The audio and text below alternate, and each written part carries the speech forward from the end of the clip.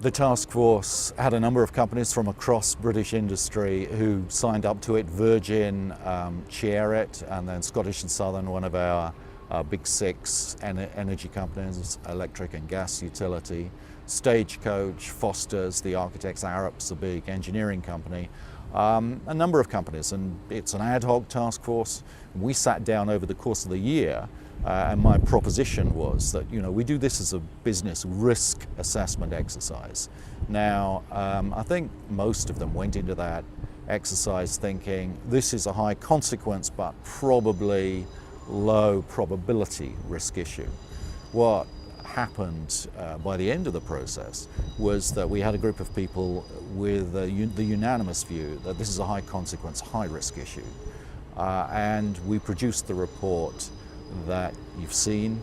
And basically at the time, this is pre-crash, pre-financial crash, we were of the view that probably the descent from the peak would happen around 2013. Now our work continues, and probably we're going to come to the conclusion later this year that the peak will have been, the descent will be pushed out a bit as a result of that. But this is, of course, I think the first instance I know of a group of corporations, including big corporations, actually coming out with this warning. We've tried to take it to the British government and elsewhere, and I think we haven't had any great success yet. But we will keep trying to blow the whistle, and I think that's a useful role for the business world to be playing.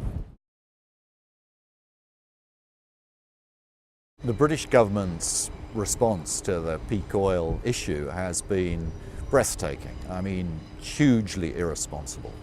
We've had a number of meetings with very senior people in government.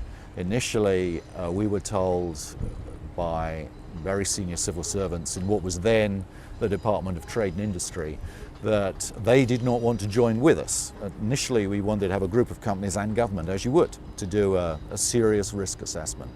And you'd think the Department of Business would be interested in this in the same way that companies would, as a risk issue that could affect the national economy, even if it was low consequence. They said, and these are the exact words used, it would be too risky to do that.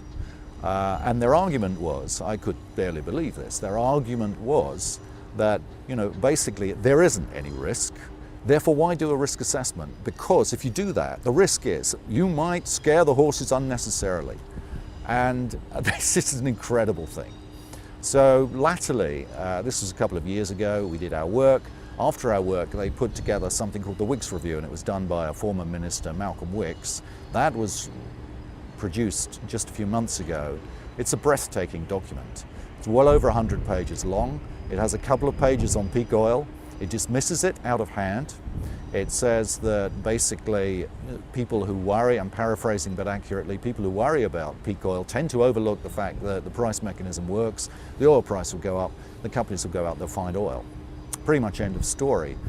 We had a meeting with the officials who wrote that report. Indeed, we had a meeting attended by the former minister, Malcolm Wicks himself, a number of companies from the task force. They ignored what we had to say. They ignored all the points we made in our report. They even ignore the existence of the task force. It's not even mentioned in the Wicks Review itself. It takes my breath away. I thought at one point that nothing could ever surprise me again, but this episode has. And I think that